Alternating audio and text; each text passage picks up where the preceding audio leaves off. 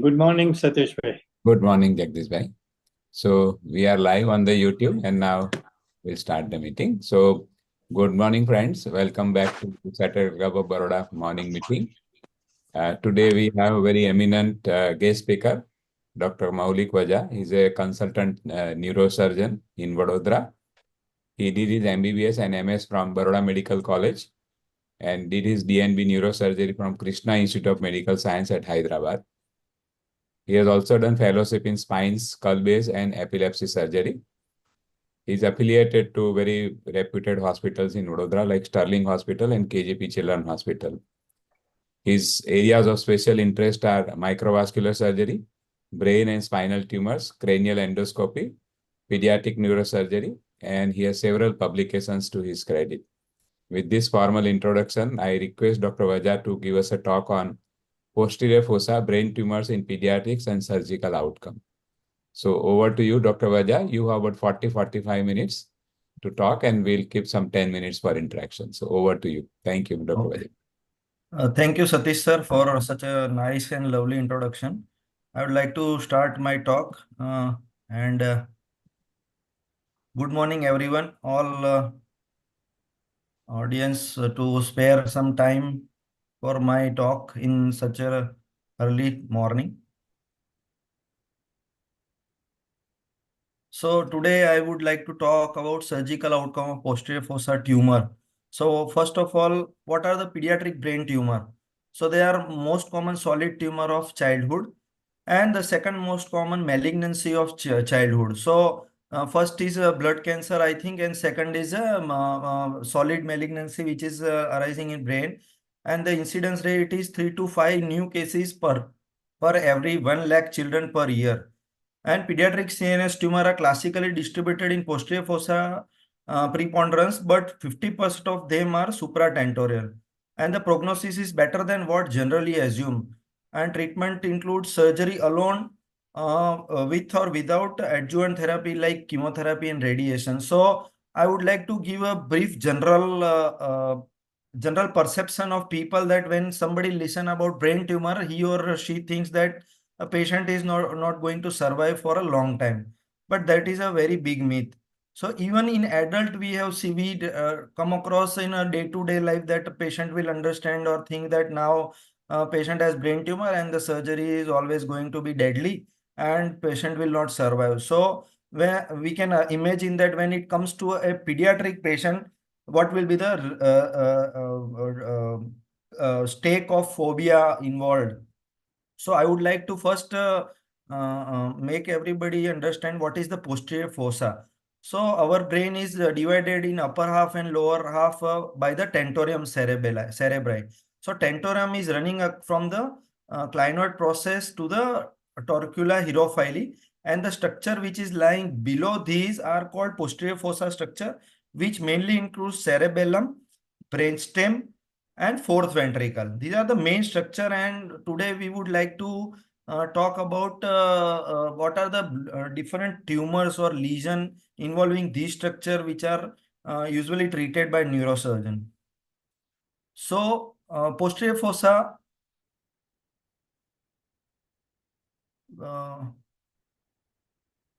posterior fossa brain tumor most common are medulloblastoma, followed by astrocytoma, brainstem glioma, ependymoma, hemangioblastoma, whereas epidermoid dermoid tumor, ATRT, and choroid plexus papilloma are in a very small proportion. Similarly, supratentorial tumors are PNET, ependymoma, optic pathway glioma, pineal region tumors. These are, I have named some of the few common pathology which we come across in day-to-day life. So let's talk about medulloblastoma. It consists of 40% of all pediatric posterior fossa tumor, and it is most common malignant pediatric posterior fossa tumor. 20% of all childhood brain tumor are medulloblastoma, and the median age of presentation is 6 to 9 years, where 20% present below 2 years and 20% of medulloblastoma occur in adults. So it is all age tumor, but most commonly occurs between 6 to 15 years, and males are males having preponderance over female. Incidence rate is in children 6 cases per 1 million per year, and in adults 0.5 cases per million per year.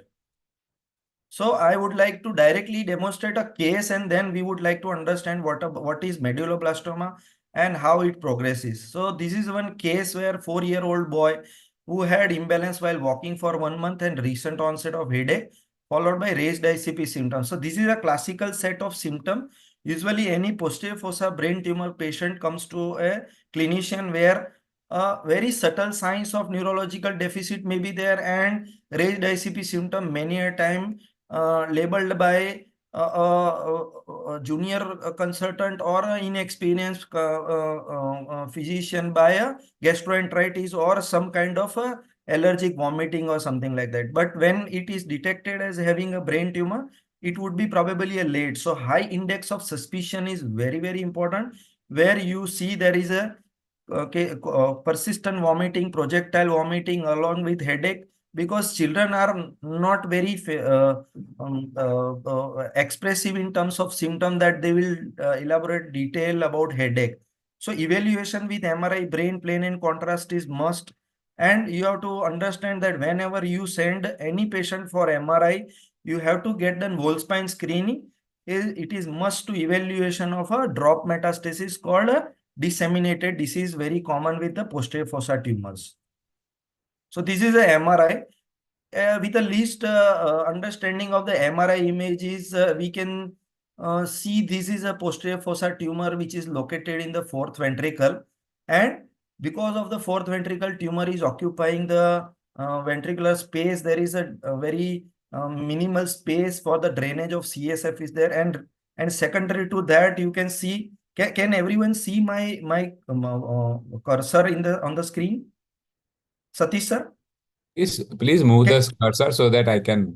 Yes, can you see this cursor I am moving Yes, on my yes, screen? yes. Yes. We are able to. So this is a classical severe hydrocephalus. You can see the cavum septum pellucidum. Septum pellucidum is divided in a two membrane, which is an anatomical variation. And you can see the periventricular lucency, periventricular oozing, or hydrostat that occurs due to hydrostatic pressure of the fluid, which is causing transgression of CSF into adjacent parenchyma. So these are the classical feature of a obstructive hydrocephalus. When we see the different profile in a sagittal scan, you can see a large tumor. Now previously we see in the animation picture that this is the posterior fossa, and this is the tumor which is arising from the fourth ventricle. Now you can see the how much the brainstem is displaced anteriorly and how much is the cerebellum is pushed cranially upwards. And in this kind of situation, there will be a tonsillar herniation. So if this disease progresses and gets unattended, patient may die due to sudden respiratory arrest due to compression of the medulla at the foramen magnum because of herniation of structures caudally. So this is a contrast image, axial image. You can see a large homogeneously enhancing tumor, which is now with a general perception. If you see such a large tumor which is almost involving 1/3 volume of the posterior fossa, anybody will get scared who doesn't have much knowledge about what is the outcome, what are the treatment protocols, and usually the parents are also counseled in a bad manner or with a poor prognosis. So these kind of cases, usually when I see the patient, we see the hydrocephalus, and if it is a severe hydrocephalus, we do VP shunt. So ventricular peritoneal shunt was done, and then after a patient stabilizes at a stage 2, posterior fossa craniotomy and tumor excision. So I would like to show how the tumor is excised, a very 1-minute short video of piecemeal excision of the tumor. So this is a tumor which is removed, which is firm, pinkish, and very well delineated from the surrounding structures, surrounding vital structures. The tumor excised under a surgical microscope, and it is excised in such a way that the adjacent normal brain parenchyma doesn't get involved or damaged or affected. So this is a tumor removed in a bit by bit manner, so it doesn't stretch and damage the adjacent structure. And I do not forget to mention our anesthetist, because this is the phase where the blood loss starts from the tumor, and unless until we remove the complete tumor. So this is a posterior fossa. This is the posterior wall of the brainstem. These are the two hemisphere of the cerebellum, and by dividing the or intersecting the cerebellar hemisphere from the vermis, the tumor is approached and it is removed in such a manner that least surgical or iatrogenic damage to the adjacent normal structure. So this is the posterior surface of brainstem. This is the aqueduct outlet from where from the CSF comes out from the third ventricle to fourth ventricle. You can see the pulsatile flow of CSF, which means the obstruction is removed. So this is the post-operative image, the scan which is done 1 month after surgery. You can see the tumor is completely removed, the obstruction has gone, and the third ventricle is directly connected to the fourth ventricle via aqueduct. So usually aqueduct, everyone is aware of the aqueduct, what it is. It is commonest place for a congenital obstruction and secondary hydrocephalus, where the fourth ventricle is normal. So here the fourth ventricle was obstructing aqueduct outlet. Here the aqueduct outlet is seen, and once the tumor is removed completely, the aqueduct outlet is open and the hydrocephalus also gets relieved. So this is the post-operative axial images where you see the complete removal of the tumor. This is the contrast image where the tumor is completely removed and there is no obstruction left over. And screening of whole spine MRI. So many times what happens that the child is not evaluated previously before surgery, and in view of emergency or semi-emergency situation, the spine MRI is not possible to do and the surgery was taken care. But later on, we can do the post-operative screening MRI where we can see any other tumor which is metastatized along the CSF pathway. And this is the child which is at the end of 1.5 months completely normal without any neurological deficit. Now, I will like to show the second case where a 7-year-old girl, similar kind of symptoms and presented with a large posterior fossa tumor. Now you can see the same structure on T2 weighted MRI image and causing gross hydrocephalus. So gross hydrocephalus with periventricular lucency, these cases are very dangerous and they can have herniation any point of time. Now if you see the contrast images, different than the previous case, here the ring enhancing lesion with the central necrosis. So these kind of tumor are having high proliferation rate and high necrosis rate. So central part is getting a tumor which is necrosed and getting accumulated necrotic material, whereas surrounding enhancing wall is showing the part of vascularity of the tumor. So this child, external ventricle, as the child was not stable enough to wait for the VP shunt and followed by craniotomy, the child was taken up for the surgery and external ventricular drainage was kept on the table, and on same sitting suboccipital craniotomy and tumor debulking was done. Near total excision of highly vascular lesion was done. Blood loss during excision managed by pediatric anesthetist. I would like to name our anesthetist. Dr. Uma is there, Dr. Rajan Chanpura is there. They are very excellent anesthetists who always provide a excellent backup during surgery.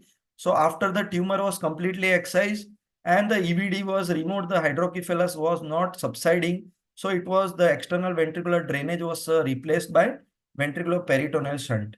So this is a child who is at the follow-up of 2 months. She is neurologically normal. She is walking and running, and the parents are really happy. So these are the two sample case I demonstrated, and now we understand the pathophysiology of medulloblastoma. So Bailey and Cushing coined the term in 1925. The tumor arises from the external granular layer of the Obersteiner. Usually this layer disappears during the first year of life, but whenever it persists in medullary vellum, it gives rise to the tumor. And the gross feature of the tumor, as you have seen, it is soft, unencapsulated, relatively well circumscribed, friable. So if we try to pull out the tumor, it will get break off from the adjacent part of the tumor. That's why we have to remove it in piecemeal, which is purplish, highly vascular, and usually located in proximity to the fourth ventricle in region of vermis. So initially it was grouped under primitive neuroectodermal tumor, but in 2021 CNS tumor classification, it is labeled as a grade 4 tumor, which is a very aggressive tumor, and it is separated from the PNET entity from a quite long ago. They have different subtypes, which is mainly classical desmoplastic medulloblastoma with extensive nodularity, anaplastic variant, and large cell variant. So what are the signs and symptoms of such children who comes with the posterior fossa tumor? So usually they present with a hydrocephalus because the tumor progresses at a slow and steady rate. So it presents acute symptoms when it completely obstructs the fourth ventricle, and child develops a severe or gross hydrocephalus. Many a times the parents notice that there is a instability of gait, which are signs of cerebellum involvement, and sometimes due to tonsillar herniation there will be head tilt or torticollis, and young children may present with macrocephaly, loss of development of milestone, and irritability and vomiting. On examination, we must get done the to fundoscopy examination to rule out papilloadenoma, because delay in treatment of this kind of patient may turn into blindness. If they have persistent raised ICP, it can cause secondary optic nerve damage and optic atrophy. So even the hydrocephalus is managed, child will not regain the vision. So that's why that is the reason why we have to manage the hydrocephalus very early in the detection rate. So the next symptoms are diplopia, which are the signs of involvement of the brainstem, loss of visual acuity, and rarely blindness, and very rarely multiple cranial nerve involvement when there is a brainstem invasion. And it may spread via drop metastasis to supratentorial compartment as well as spinal region, and can give rise to respective symptoms at the according to location. So what are the preoperative diagnosis tool? So I would like to say that pathological analysis is the only way to certain about diagnosis. I would tell you why in subsequent slides, but no child who can label the histological diagnosis just on the basis of MRI. No clear-cut radiological feature that differentiate a medulloblastoma from similar looking tumors in the posterior fossa. And the outcome of different posterior fossa tumor according to pathology are grossly variable. Sometimes it is very fantastic and sometimes it is very bad. So MRI whole spine is very important. Whenever you send a patient to a radiologist, you just instruct them that if any tumor is found, they have to get done a whole spine screening. And these kind of children, like many a times we suspect there can be a tuberculoma or something infective etiology, but unfortunately lumbar puncture to do the CSF analysis to rule out tuberculosis or tuberculoma is very dangerous, because the child can get brainstem herniation and may die on the spot. So now when it comes to the treatment, hydrocephalus needs to be taken care. So common presenting feature is hydrocephalus rather than tumor itself producing symptoms.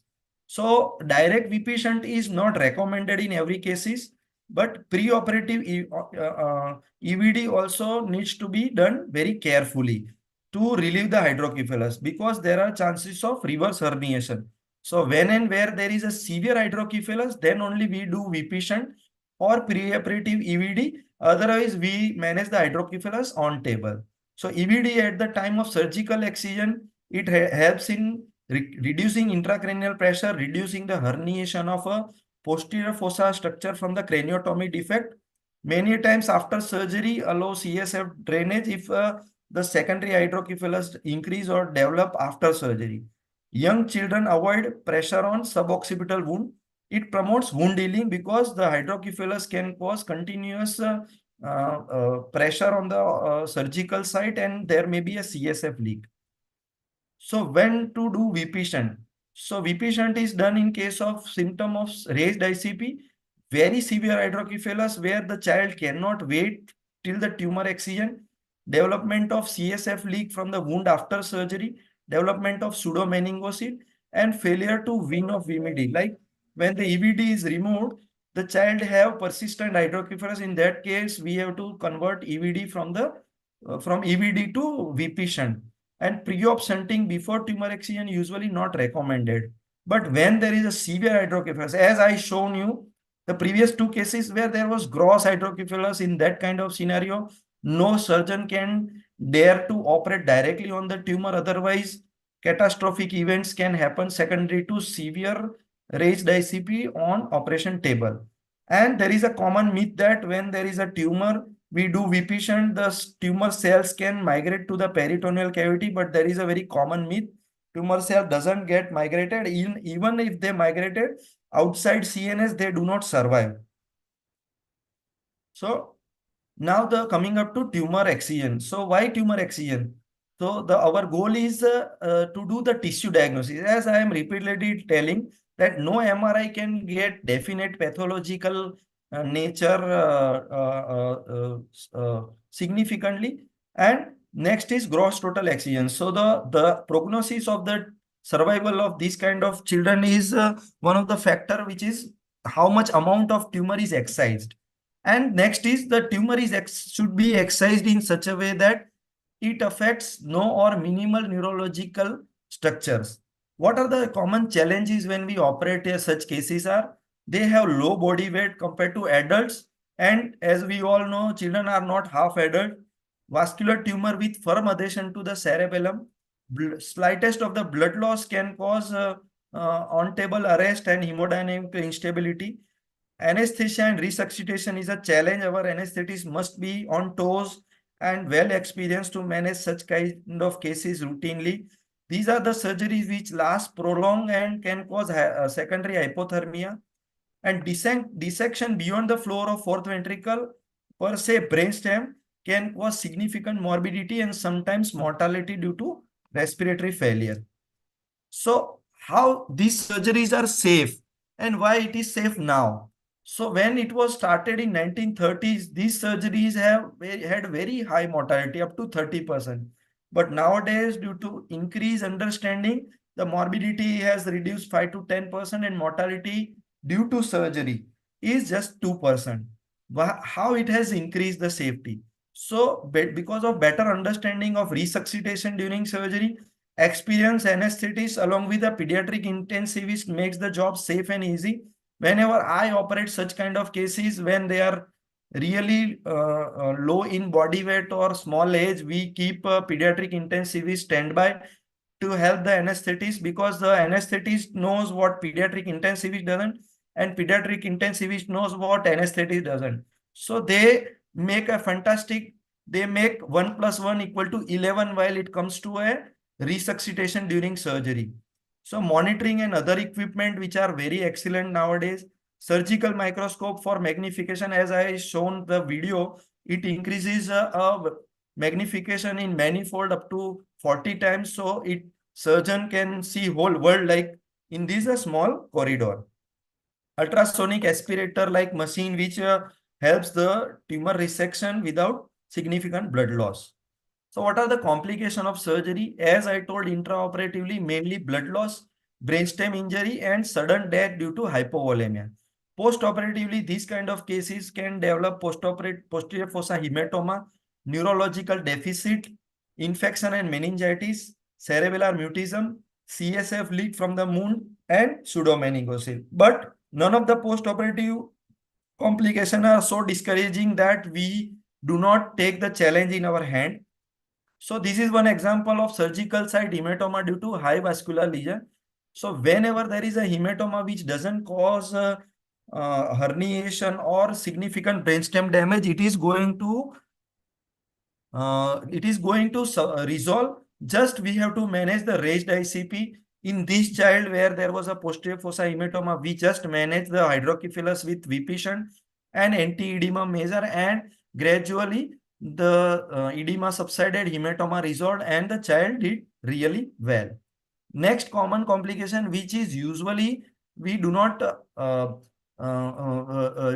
as a general medical fraternity, we do not know what happens in as a cerebellar mutism.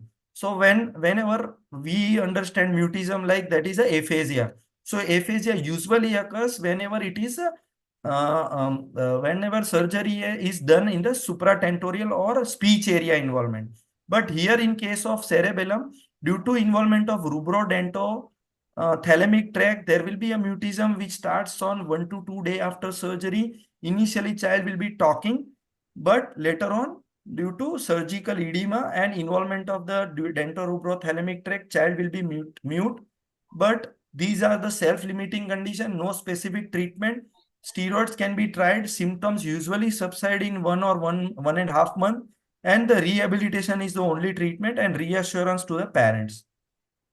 What are the risk factor where we decide the child is having risk, high risk or standard risk? So the standard risk are female, age more than 3 years, no metastasis outside the posterior fossa. The residual tumor after surgery is less than 1.5 centimeter. Tumor histology, WNT subtype, and midline location. Whereas the male sex, less than 3 years of age, and the other criteria which is seen on the screen are high risk criteria. So what are the follow-up guidelines? So every 3 to 6 months up to 2 years we do the MRI. Absence of intracranial progression is predictive of absence of metastasis, and there is a very famous Collins law. So if there is a recurrence has to happen, usually happens at the age in the formula of total the age at diagnosis of the patient plus 9 months of gestation. If similar amount is passed without any recurrence after surgery, the child is labeled to be cured.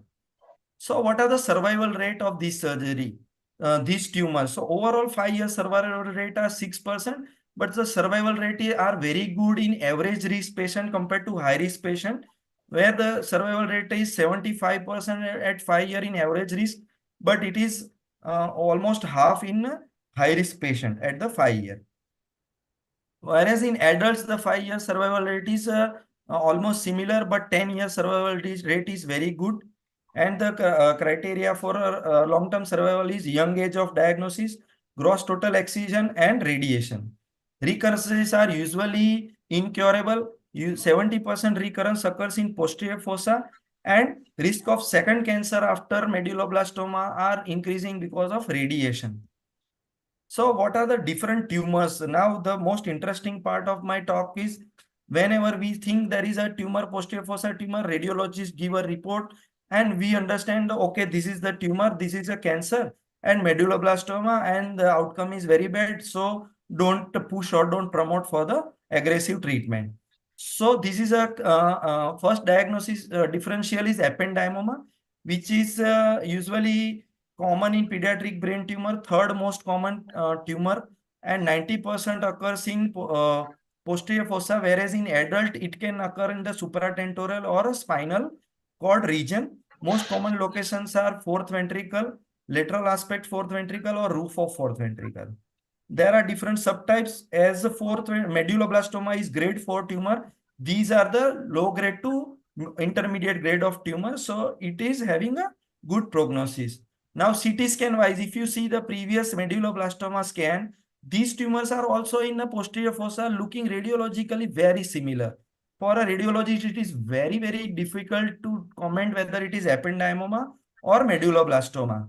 So the treatment or surgical part of goals are same. A near total excision is a prognostically very good, and the 5-year survival rate is for gross total resection is similar 60 to 80%. If it is safe, the best treatment for residual tumor to reoperate. Many a times on table, we cannot gauge the amount of resection. So if it is a significant amount of tumor left, you have to excise. Next differential is a pilocytic astrocytoma, which is also 10 to 20% in case, and most common glial neoplasm. But these are the benign neoplasm.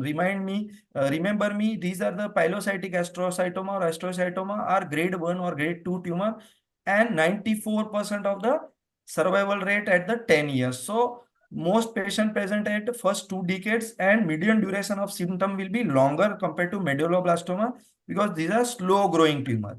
And there are different radiological pattern where you can see here, it is only a cystic tumor with a small nodular component, which is enhancing here, which is a very small part of tumor, and it is only it needs only excision of this part rather than whole cyst.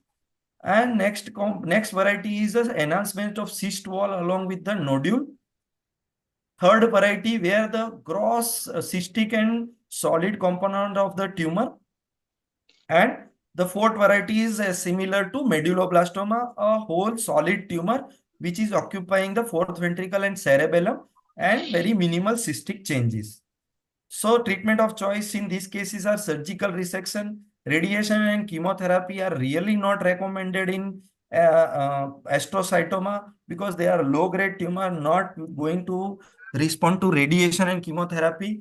Residual lesion also needs to be operated or can be monitored because they are slow-growing tumor. We can monitor with serial radiology. So outcome for pilocytic astrocytoma, they have very long survival rate up to 90% after, and 25-year survival rate is 85%. So with us looking at just radiology, nobody can make out what is the tumor or histology. So we cannot discourage the patient by just looking at the radiological scan and size of the tumor. And malignant transformation is very rare in this kind of tumors. Third differential diagnosis. Now, this is a very surprising case. I would like to share a 12-year girl presented with similar kind of symptom, raised ICP, cerebellar signs, and lethargy and hydrocephalus. So this is a posterior fossa tumor. Here we can see a large tumor is there, but when we see the contrast MRI, there is a very small nodular component is seen here in the cyst, which was almost looking like a pilocytic astrocytoma. But looking at the size of the tumor, everybody gets scared and left the hope to further survival. So these kind of tumor, because the hydrocephalus is not large, we do EVD and the tumor is excised. Now you can see the cyst is aspirated with a xanthochromic fluid and a small nodular component is excised. This is the post-operative MRI. You can see the tumor has shrunk to a very small size. This is not a tumor. This is a leftover gliotic area, which is a cystic area, and there is no tumor. These are the on histology. It was detected to have a hemangioblastoma, which is WHO grade 1 tumor associated with VHL disease. It is composed of 2% of neoplasm, but very confusing radiologically from the other posterior fossa tumor. Surgical mortality and morbidity are very low. 5-year survival rate is more than 90%. And for long-term survival, regular screening MRI is important.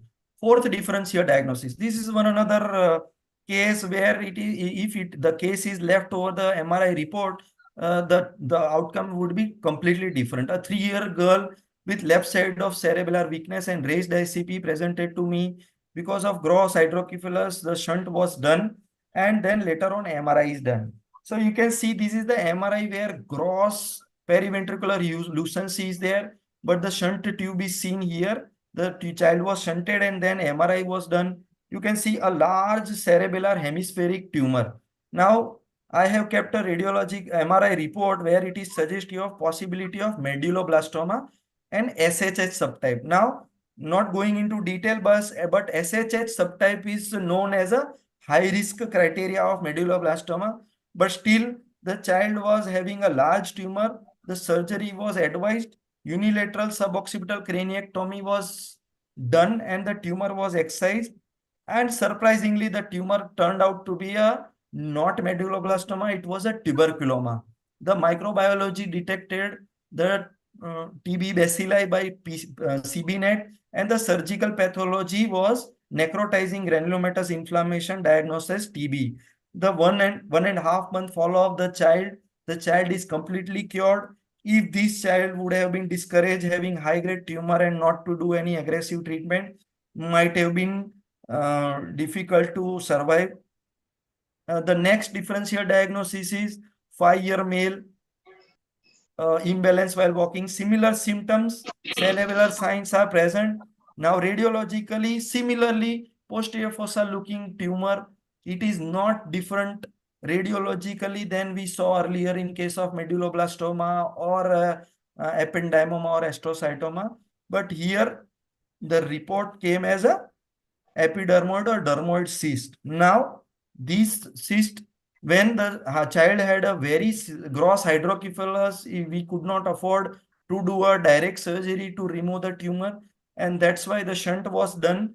And as the child was critical, when we did the shaving of the head of the patient, we could notice a small dermal sinus with tufts of hair coming out of the tumor, and it was decided that this is a benign lesion.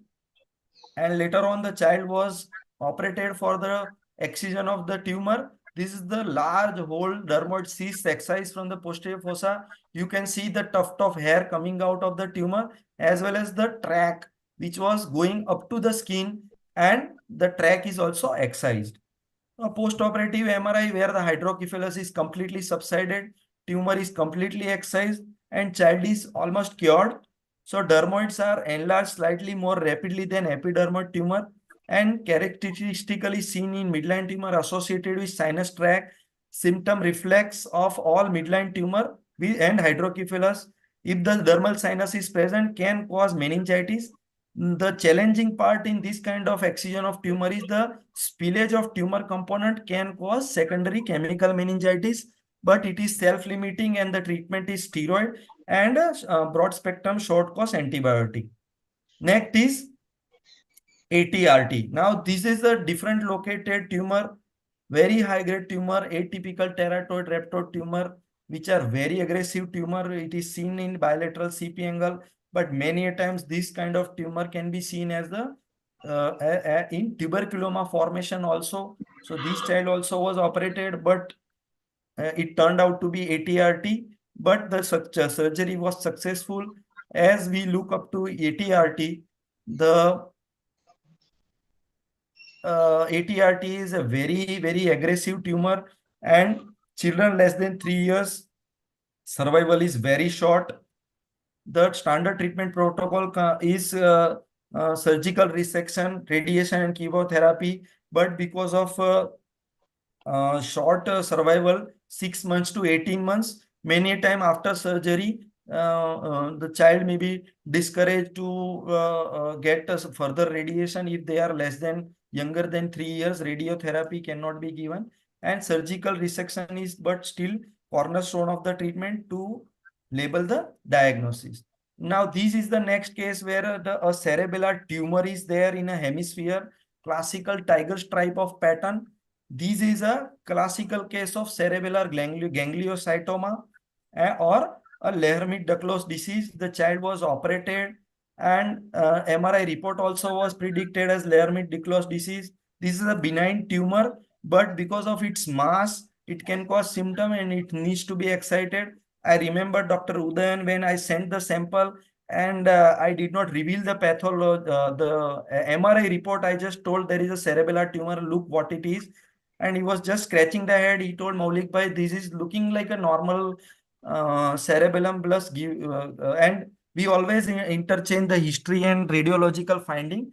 And later on, when I discussed these and he went into literature, he also was surprised, and he really told me that the radiological report was helpful, and he could reach up to the conclusion that this was a Lermite-Duclos disease. So these are the differentials, which are ependymoma, astrocytoma, hemangioblastoma, dermoid, epidermoid tumor, ATRT, Lermite-Duclos disease. Choroid plexus papilloma are having similar good prognosis. Brainstem glioma is not a scope of this lecture with short span, so I have not described it in detail. But brainstem glioma are also never lose hope kind of disease unless and until we reach up to the diagnosis. So the take-off message for the pediatric brain tumor are, they are most common solid tumor of childhood, second most common malignancy of childhood, classically distributed in posterior fossa, pathological nature may be totally different than radiological diagnosis, and outcomes are variable in lesion with similarly looking radiological tumors. Surgical outcome are safe and good with as low as 2% mortality, mainly children more than 3 years. And we should not stop ourselves by offering aggressive treatment if the parents are willing. Thank you. Wonderful, Dr. Vaja. Can you please stop the screen sharing so that we can have some interaction? Yes. Yes, sir. Yes. So, brilliant presentation. I mean, two things stand out. One is that these things are being done right there in our city. Yes, sir. So happy to know about that. I think not many pediatricians probably know that this is being done. So good that Saturday Club will be able to spread the good message. Another thing which I liked was your approach to brain tumors. As you very rightly said that most pediatricians, we always feel very dejected when we diagnose a brain tumor, but then you gave a lot of hope to the patients and the pediatricians. And I would like to read out one chat. Yeah, just a minute. Dr. Uma, are you there? Dr. Uma has written a very Yes, beautiful. sir. Sir, I'm here. So, Dr. Uma, you can as well say something about your experience with these kind of surgeries. Yes, it's always being a great pleasure to work with Dr. Malik. We have, according to his experience, we have experienced a lot while operating a pediatric patient. Being an anesthetist, it's always a great challenge to work with kids.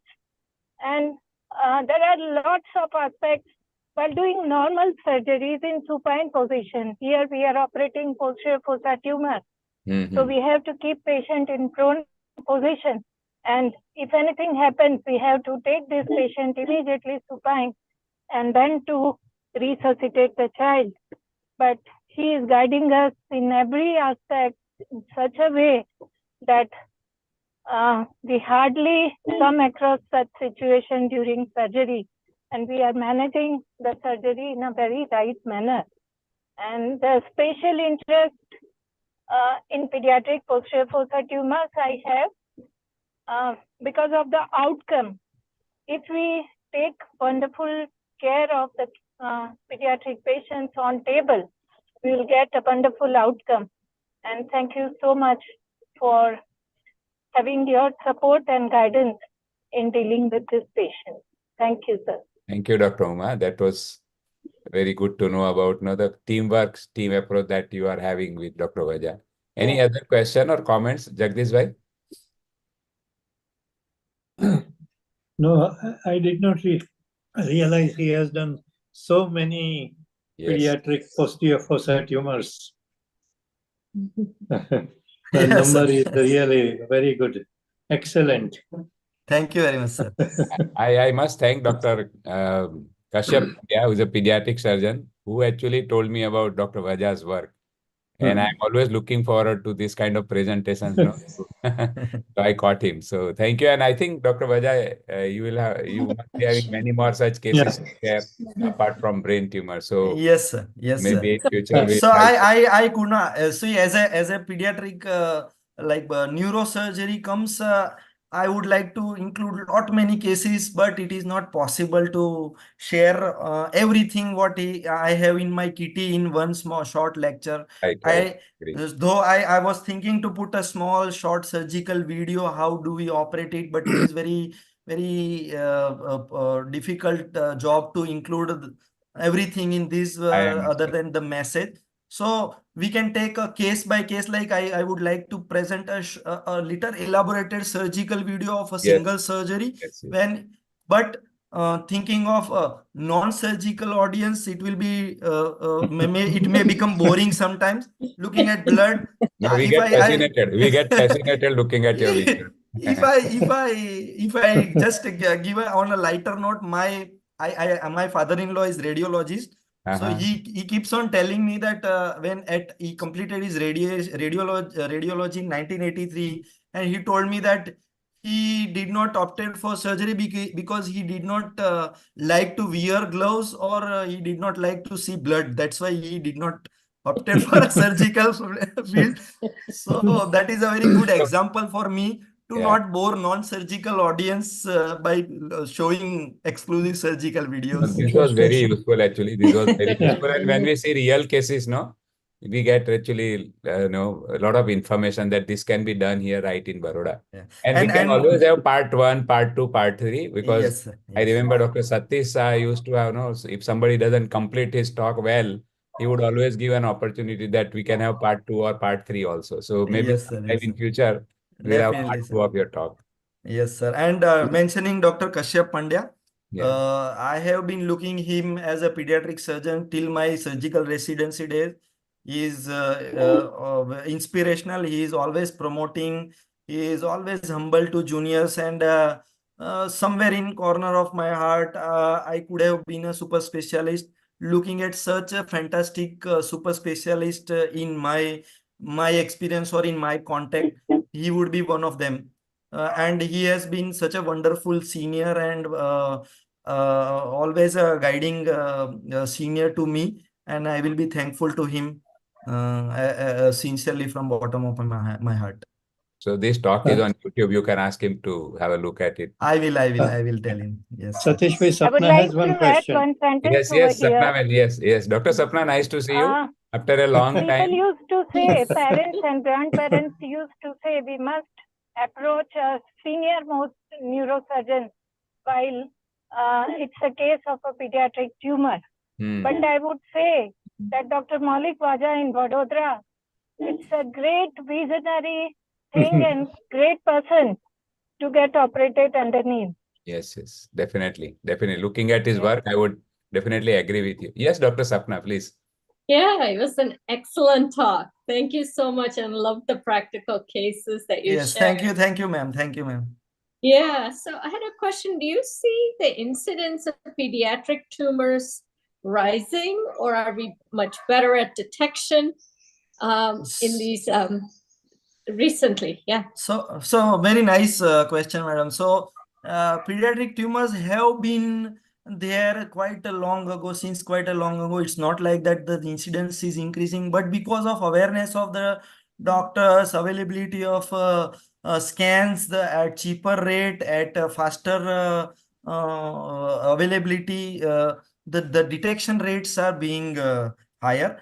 As I have not mentioned, I would like to take one lecture where we have not we have not offered surgery in many of the patients, where I just in KGP, if the case is brought to me, there is a large supratentorial tumor, child's age is only 3 months, we do not push them for the surgery, because I do not like to take mortality on my head by becoming overexcited. The balance between becoming overexcited and optimistic is a very narrow, very thin line.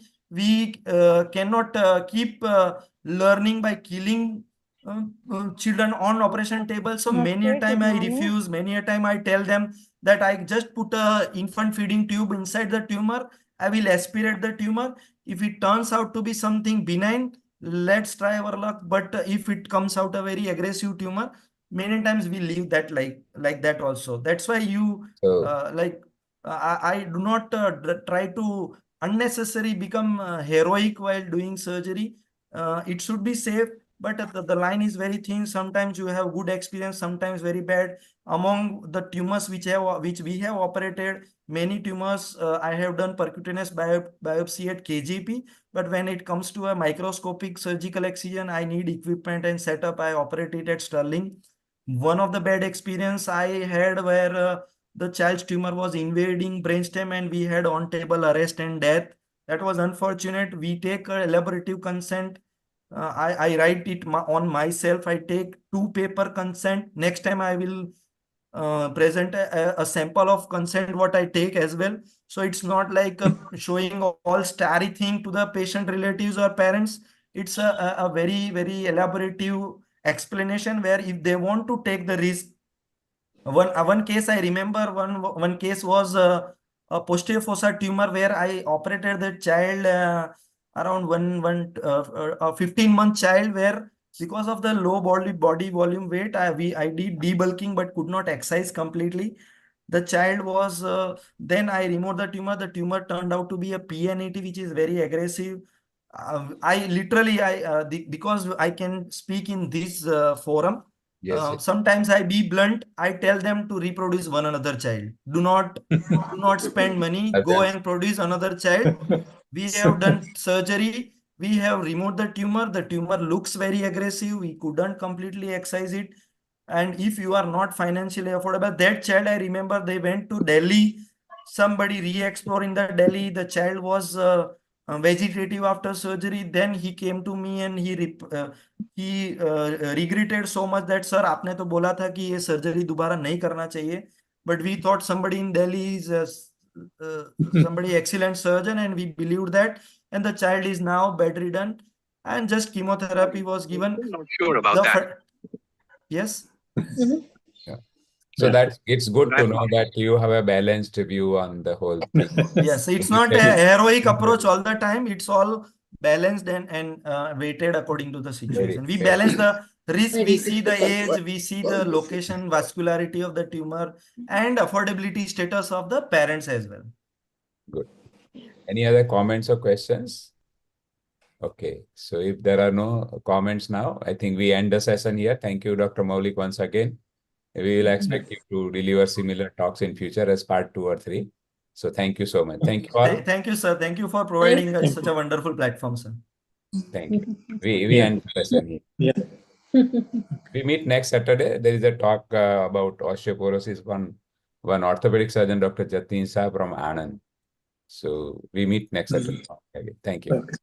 Thank you, sir. Thank you.